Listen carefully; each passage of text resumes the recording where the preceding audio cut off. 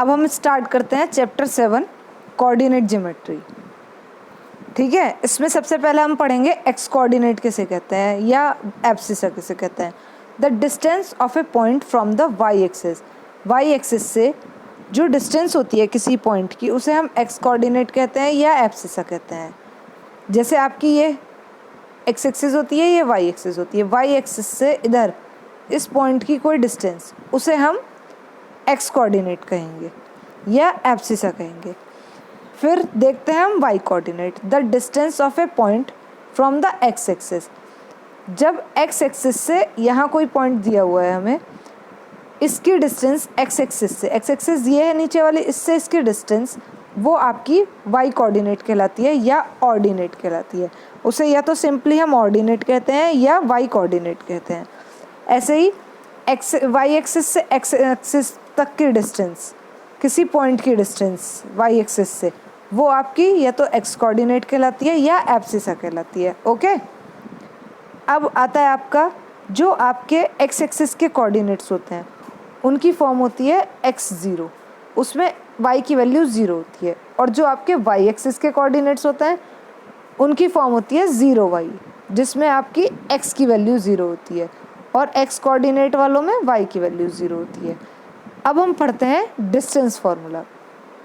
हमें किसी भी दो पॉइंट्स के बीच में डिस्टेंस निकालनी है। यहाँ देखिए, यहाँ आपको P और Q दो पॉइंट्स दे रखे थे। P के कोऑर्डिनेट्स थे x1 y1, Q के कोऑर्डिनेट्स हैं x2 y2। x2 y2 है यहाँ पे इसके कोऑर्डिनेट्स। अब हमने क्या किया, ये x एक्सिस है, हमने P से x एक्सिस पर एक परपेंडिकुलर ड्रॉ किया L, जिसने x एक्सिस पर L पॉइंट पर कट किया। Q से भी ड्रॉ किया, उसने M पॉइंट पर कट किया। और P से QM पर हमने ड्रॉ किया एक परपेंडिकुलर, इसने N पॉइंट से कट किया। तो यहाँ तो आपका ट्रायंगल बन गया PNQ, एक ट्रायंगल बन गया आपका PNQ, यानी इसे आप, ये आपका राइट एंगल ट्रायंगल है। ओके, और देखिए हमें पता है P का कोऑर्डिनेट x1 है और P से जो आपकी परपेंडिकुलर लाइन जा रही है x एक्सिस पर, तो उसकी डिस्टेंस ओरिजिन से x1 होगी। ओके, और M का कोऑर्डिनेट, Q का कोऑर्डिनेट x2 है, तो जो M पॉइंट है वो Q से परपेंडिकुलर आ रहा है, तो इसकी डिस्टेंस x2 हो जाएगी। अगर हम LM की डिस्टेंस निकालना चाहें, ये जो पोर्शन है LM, तो इसकी डिस्टेंस आपकी निकलेगी OM माइनस OL करके। और OM का कोऑर्डिनेट है x2, OL का कोऑर्डिनेट है x1, तो आपकी LM की वैल्यू आ गई x2 माइनस x1। सिमिलरली आप अगर यहाँ देखें, P से L तक ये आपके y1 है, ये डिस्टेंस P से L तक y1, और Q से M तक आपकी डिस्टेंस है y2। तो अगर आपको QN निकालना हो ये, तो आपको क्या करना पड़ेगा, QM माइनस PL करना पड़ेगा। QM की वैल्यू है y2, PL की वैल्यू है y1, जो कि आपकी इक्वल होगी QN के। ओके, ये अब हमें QN की वैल्यू भी मिल गई और LM की वैल्यू भी मिल गई। अब हम देखते हैं आगे क्या होगा। हमें क्या क्या मिल गया था, हमें QN की वैल्यू मिली थी, QN की वैल्यू थी हमारी y2 माइनस y1, और LM की वैल्यू है हमारी x2 माइनस x1। अब हमने देखा जो हमारा ट्रायंगल है PNQ, ये राइट एंगल ट्रायंगल है। तो ये राइट एंगल ट्रायंगल होने की वजह से अगर हम इसमें पाइथागोरस थ्योरम लगा दें, तो ये हमारा बनेगा हाइपोटेनस स्क्वायर, यानी कि PQ square is equal to PN square plus QN square. तो देखो PN और QN, जो LM है हमारा, यहाँ LM यही हमारा PN के इक्वल है। तो PN की वैल्यू तो ये आ जाएगी x2 माइनस x1, और QN की वैल्यू आपकी ये आ जाएगी y2 माइनस y1। ओके, अब आप इस इक्वेशन में PQ square is equal to PN square plus QN square में आप PN और QN की वैल्यू रख देंगे। जब आप पी एन और क्यू एन की वैल्यू रखेंगे तो आपको मिलेगा P Q square is equals to x2 minus x1 का square plus y2 minus y1 का स्क्वायर, और हमें तो वैल्यू चाहिए थी, ये आएगा स्क्वायर, हमें वैल्यू चाहिए थी पी क्यू की डिस्टेंस। तो जब पी क्यू की चाहिए तो इधर से स्क्वायर हटके आपका यहाँ, एक सेकेंड, यहाँ अंडर रूट आ जाएगा इस पे पूरे पे, ठीक है। यही आपका डिस्टेंस फार्मूला कहलाता है। ओके, देखिए अभी जो भी चीज़ हमने पीछे फिगर से समझी है वही सब यहाँ इसमें लिखी हुई है कि आपके एक कार्टेशियन प्लेन पे एक्स एक्सिस और वाई एक्सिस दो कोऑर्डिनेट पॉइंट्स हैं P एंड Q। P की कोऑर्डिनेट्स आपके x1 y1 है और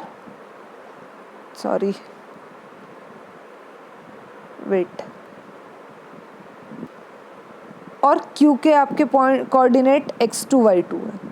यहाँ से P से हमने L और Q से हमने M परपेंडिकुलर ड्रॉ किया x एक्सिस पे, और P से N तक ड्रॉ किया, P से N परपेंडिकुलर ड्रॉ किया हमने QM पर। ओके, फिर वही OL की वैल्यू लिख दी हमने यहाँ, PL की वैल्यू लिख दी, OM की वैल्यू लिख दी, QM की वैल्यू लिख दी। PN और LM इक्वल थे तो हमने वैल्यू निकाली थी x2 माइनस x1, ठीक है। अब फिर आगे देखो, ये वैल्यू मिल गई एक हमें QN की वैल्यू y2 माइनस y1। तो अब हमें पता है हमारा जो ट्रायंगल था वो राइट एंगल ट्रायंगल था, तो हमने P Q square is equals to P N square plus Q N square कर दिया। जब हम ये कर देंगे तो हम यहाँ से वैल्यू डालेंगे हम पी एन स्क्वायर की और क्यू एन स्क्वायर की। यहाँ देखो हमारे पास ये पी एन की वैल्यू ये है, क्यू एन की वैल्यू ये है, हमने ये यहाँ रख दी। ओके, और फिर हमें पी क्यू की वैल्यू चाहिए थी तो यहाँ हमारा अंडर रूट आ गया। ओके, नेक्स्ट, यही हमारा डिस्टेंस फार्मूला कहलाता है, ये वाला जो है हमारा डिस्टेंस फार्मूला कहलाता है।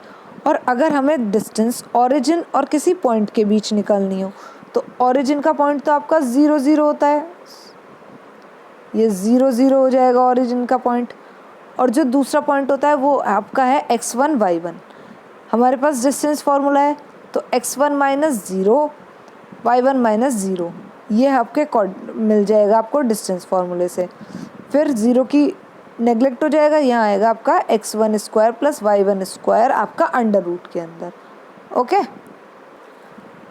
अब हम पढ़ेंगे condition of collinear points on the basis of distance. हमारे जो कोलिनियर पॉइंट्स होते हैं वो कब होते हैं? If the sum of any two distances is equal to the third distance then the 3 points will be collinear. मान लीजिए ये आपकी कोई लाइन है, ये A, ये B और ये C, 3 पॉइंट्स हैं। तो अगर AB प्लस BC इन दो डिस्टेंस का सम इस AC के इक्वल आ जाता है थर्ड डिस्टेंस के, तो ये तीनों पॉइंट्स कोलिनियर कहलाएंगे। तो पहले हम AB का डिस्टेंस निकालेंगे, फिर BC का, इन दोनों का सम करेंगे। अगर वो आपका AC के डिस्टेंस के इक्वल आ गया तो आपका पॉइंट्स कोलिनियर होंगे, अदरवाइज नहीं होंगे। नाउ एग्जाम्पल 1 में कहा है do the points 3 2 -2 -3 and 2 3 form a triangle, if so name the type of triangle formed. कि अगर ये कोऑर्डिनेट्स हैं और अगर ये ट्राइंगल फॉर्म करते हैं तो ये कौन सा ट्राइंगल फॉर्म करते हैं।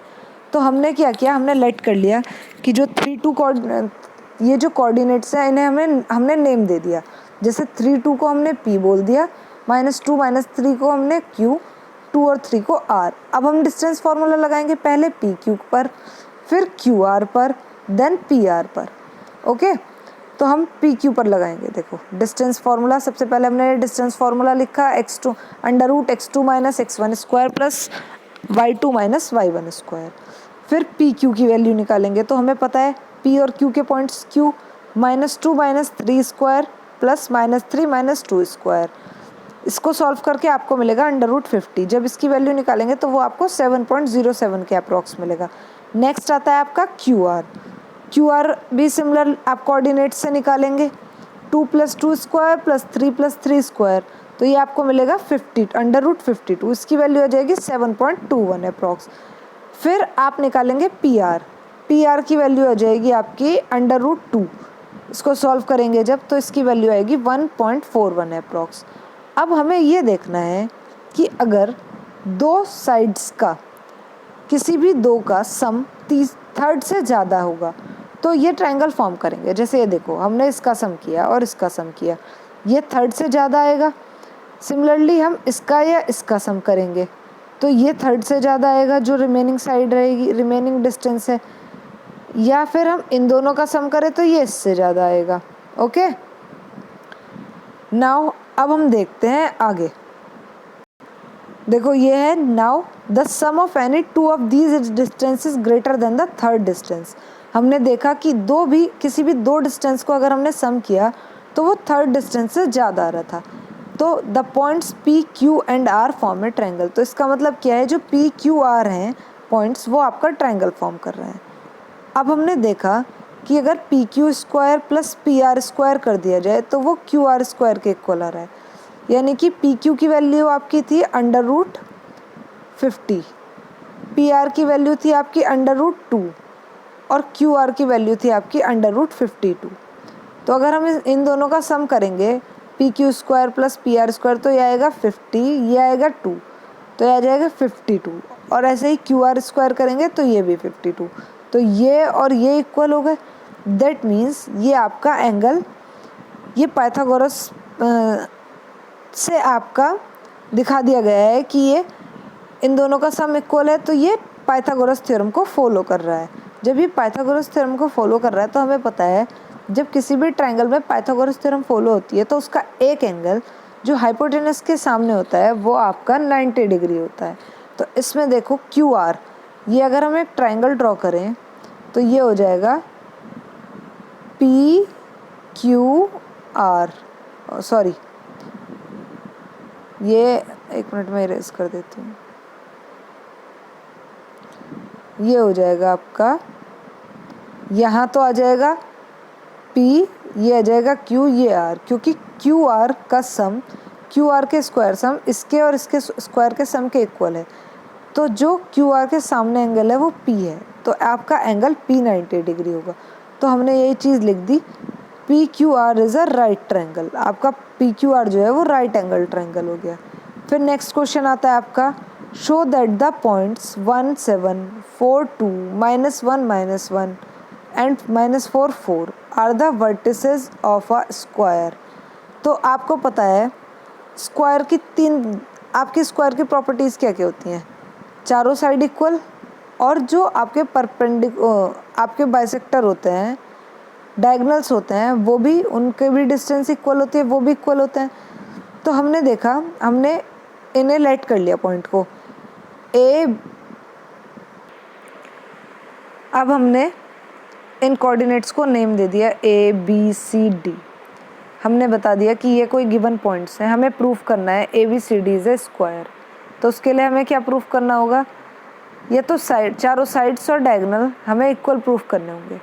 तो हमने क्या किया, for showing that A B C D is a square all its side should be equal, इसकी सारी साइड्स इक्वल होनी चाहिए, and both its diagonal should also be equal.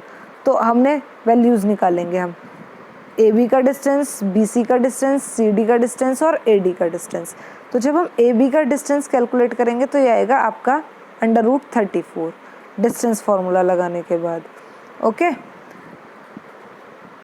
फिर हम जब बी सी का डिस्टेंस कैलकुलेट करेंगे तो ये आएगा आपका, ये भी आपका √34 आएगा। सिमिलरली सी डी का आएगा, सिमिलरली डी ए का आएगा।